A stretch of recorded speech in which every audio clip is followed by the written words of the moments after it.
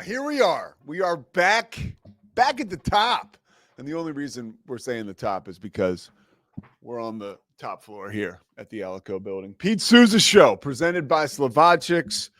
I drove by this morning. I didn't have a chance to pop in to see Ray. Last time I did that, he wasn't there anyways. So good to be back. Really exciting show today. We got a lot going on. We're going to talk Cowboys, college football. Matt Mosley's going to join us in segment 2, share some of his conversation with Jerry Jones yesterday post-game, and then we're going to have Cam Stewart in segment 3 going over a little bit of the Baylor basketball weekend. Cam was at the game Saturday where Baylor beat Arkansas. I'm calling the Baylor-Sam Houston game on the radio tomorrow night here on the Baylor Sports Media Network, and that'll be a lot of fun. I'm getting ready for that one, looking at my boards for the first time this year. So Cam can fill us in on what's going on, all things Baylor, of course, all things Cowboys right now. It's a wreck. Going to the game yesterday, first Cowboys game I've been to this season, first Cowboys game I've been to since I moved to Texas. And it was rough. You know, I'll tell you, let's start with a positive, okay? It's Veterans Day today. Just no words to thank the veterans, and the Cowboys did a hell of a job thanking the veterans yesterday in all kinds of different ways, with words, with emotions, with symbolism that moved people to tears in the crowd. So that was one part of it. At the risk of making a dicey transition, there were other reasons for tears in the crowd for Cowboys fans. Scotty, you're a diehard, dude. What's the thought process right now for a Cowboys fan? You know, it feels like it's easy to get caught up in the moment and say this is a new low of just being so disgusted by Jerry Jones and the whole team organization situation. Yeah. But it really might be a new low. Yeah. It really, I mean, and I think I shared this with you before we started today. What's really frustrating is whenever Jerry talks, and we'll talk to Matt Mosley about that in a minute, but he's always like, well, we're about winning here. I'm going to do whatever it takes for us to win. Yeah. And anybody with their eyes open is shaking their head saying, you have done all the things to prohibit us from winning. Like this insistence that you are all about winning is insane. Yeah. It is a very frustrating place to be. And if your eyes are open, just make sure you're not sitting in the south end zone of Cowboys Stadium, because I was there yesterday. You can't see half the game. Dude, look, here's the one thing I can shed light on as someone who was at the game yesterday. As a paying customer, of course you want to see the team win. And there's been issues with that. We can go into that a little bit with Matt, and I'll talk a little bit about it here. But, like, if you're a Cowboys fan who paid X amount of money, a lot, to go to the game, you can't see for part of it. Like, so that sucks for us or for Cowboys fans. I had my Reggie White jersey on yesterday. I was not in Cowboys attire. And that was one thing, too. We didn't hear much about it because things are so bad for the Cowboys that we're not talking about. Well, we are talking about some minutia, which is, Jerry's being asked about. Things are bad when you're being asked about the sun and whether you're going to draw the curtains.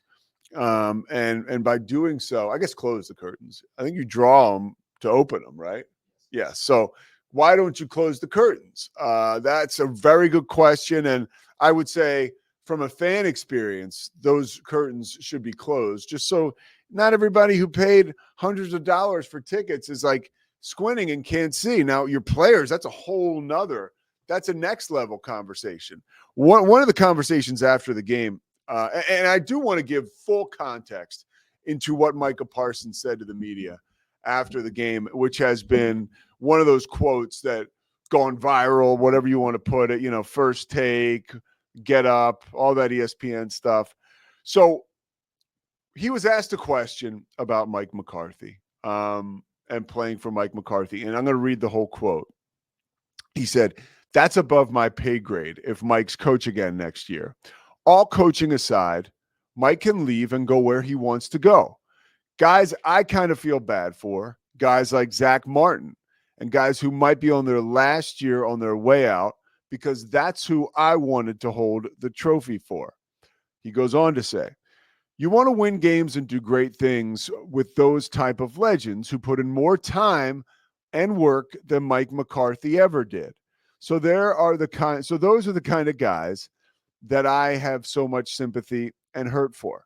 Now, he mentioned Zach Martin. Martin's 33 years old, longest tenured Cowboy, a first round pick in 2014, 9-time Pro Bowler.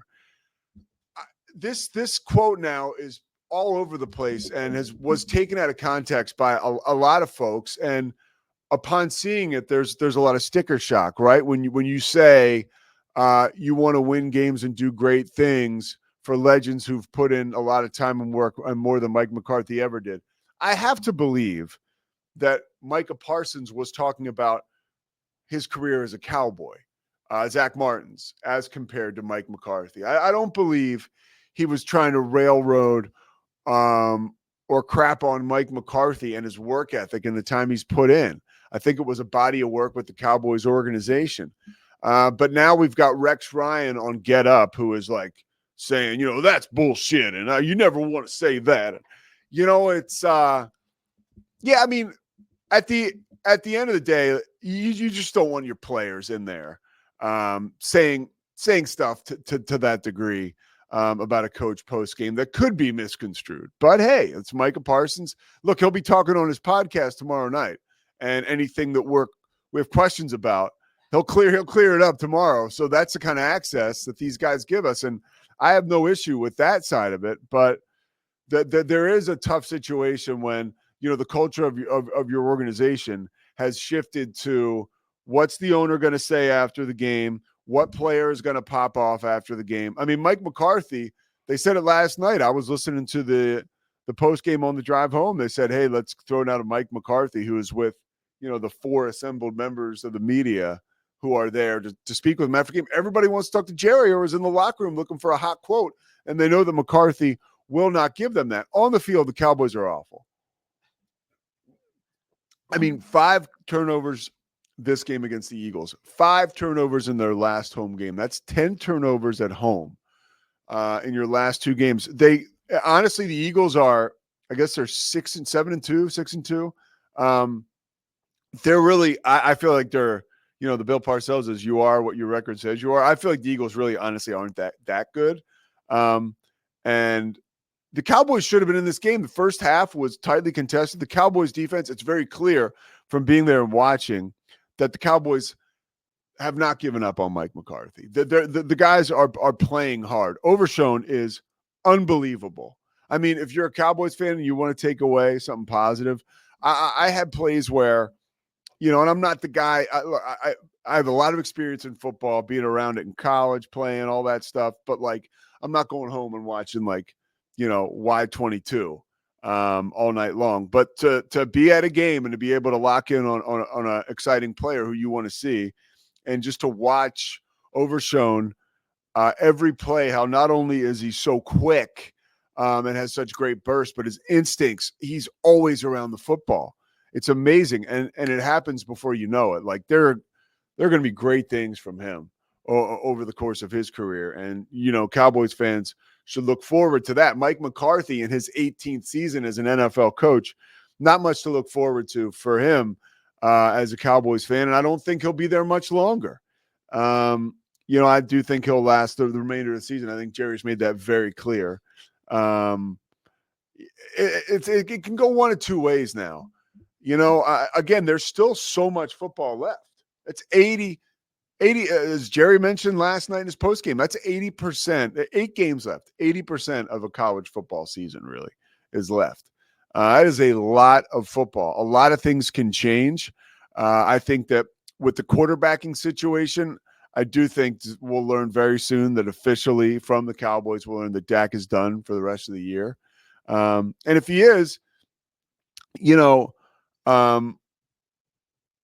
it's a tough one for the Cowboys, because what we saw yesterday from Cooper and from Trey Lance was both you barely saw flashes. There was a quick glimpse of, okay, that's who Trey Lance can be. But wow, I mean, it's even after he made a decent play, then he threw a ball right to the Eagles, right? I mean, this was down the stretch, and it was like insult to injury. I don't know. Oh, this is one thing I wanted to bring up, and this is kind of like nobody's really talking about this because there's so many bigger fish to fry. And the Eagles do travel well as a crowd, but I mean, it felt like almost like a Super Bowl in a sense that it was like 50-50 at the game. I mean, it was like the Eagles crowd that was there. I mean, and remember now, they're all chanting EAGLES, you know, EAGLES. I swear I can spell. You know, like doing that chant. I was a part of it a couple times, you know, singing Fly, Eagles Fly after they scored and on the way out of the game. Like, it's demoralizing. Like, it's gotten that low where you have fans taking over your stadium, like setting up shop. They're buying all your tickets online through these third parties because people don't want to go to the game. So like it was that stadium yesterday was overrun with Eagles fans. As a fan, Scotty, that's got to drive you batshit. And this is not a new problem. I mean, Jerry wanted to build the best and biggest entertainment venue in America, more so than he wanted to build a home field advantage. And this, you know, when the Cowboys are good, I've heard there have been days in that building where it's all Cowboys and it's raucous. But for the most part, when the Cowboys aren't good, which obviously they are just terribly bad right now, it is well known that every away fan, if they're going to travel to one game, it's probably going to be Dallas. And so there's always a ton of visiting fans. I mean, that's not a new problem. So it doesn't surprise me that was your experience. And as the game went on, I'm sure those Eagles fans were way louder and louder. And you know, but the problem with what you just notioned is we're talking about the Dallas Cowboys, right? This is a premier franchise in professional sports. It's still the most valuable franchise in any sport in the world. Yeah, we're not talking about the Los Angeles Chargers, where that happens and really still nobody cares. Something needs to change with the Cowboys. I still go back to my point about last year, man. That, like, look, they were undefeated at home. The table was set for them to run roughshod through the competition in the NFC and make it to the Super Bowl and win it. And the opportunity was blown on the field, Scotty. I know you may not feel this way, but like the pieces were in place for them to make that run last year. And they, for lack of a better term, shit the bed. Yeah. And that's not Jerry Jones. Well, tell me how it is. Yeah. So the bottom line is it wasn't just last season. I think there was a 3 or 4 year window there. Yeah. When if Dak is operating without mistakes, you really do have one of the 4 or 5 best teams in the league. And I think you're right. This is the thing. Jerry, you can say that's not Jerry Jones, but like under Mike McCarthy, the Cowboys have consistently blown close games because of blunders, you know, whether it's working with the clock, you know, famously or whatever.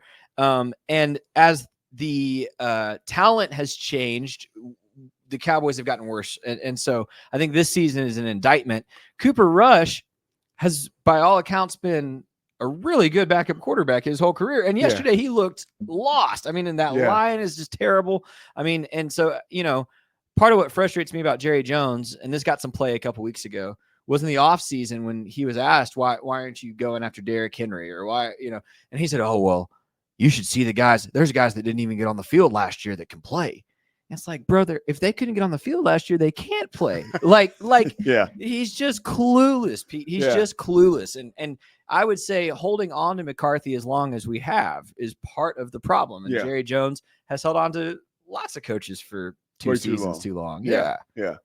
It's a rough deal right now. It's frustrating, man. Yeah. Oh, it's got to be really frustrating. Listening to 105.3 driving back here, the fan out of Dallas. There was a lot of talk about, you know, sell the team, Jerry. It feels desperate. It just feels desperate. There was one Eagles fan that made inappropriate comments to my lovely better half and myself, who was right, an Eagles fan. But he said, how come you're not? Oh, she was wearing Dallas stuff. I had the Reggie White jersey on. This guy's a big dude. He had a Jalen Hurts jersey on, and he was definitely drunk. I heard him talking to his friends on the phone saying he was drunk. We had good seats. I wasn't quite sure these were his seats, but he was an Eagles fan. He was like totally like giving us love. but he told me that I should let her go home and wear my jersey while we made love together. She should wear my jersey. Yeah. Sir. Yeah, no, and that wasn't the only comment he made like that. He saw, like, as a comedian, he saw that got a laugh out of Christy and I. So then he used it with every other like woman that went by. He's like, you need to give her fantasy tonight. Her fantasy. I was like, okay. Okay, sir. Getting a little Move uncomfortable on. here. Yeah. Sights and sounds from the Cowboys game. But I've mentioned that what they did with the veterans was awesome. So props to the Cowboys for that. One other thing I want to mention, well, a couple other things I want to mention as Mosley is waiting in the wings. Actually, we'll get to Mosley here in a minute, and then I want to talk about BYU Utah, that game on Saturday night. But we'll get to that, I guess, in the third segment. We'll chat with Cam about that. I have some thoughts. But Matt Mosley coming up on the Pete Sousa Show, powered by the Rogue Media Network. It's the Pete Sousa Show. Sports.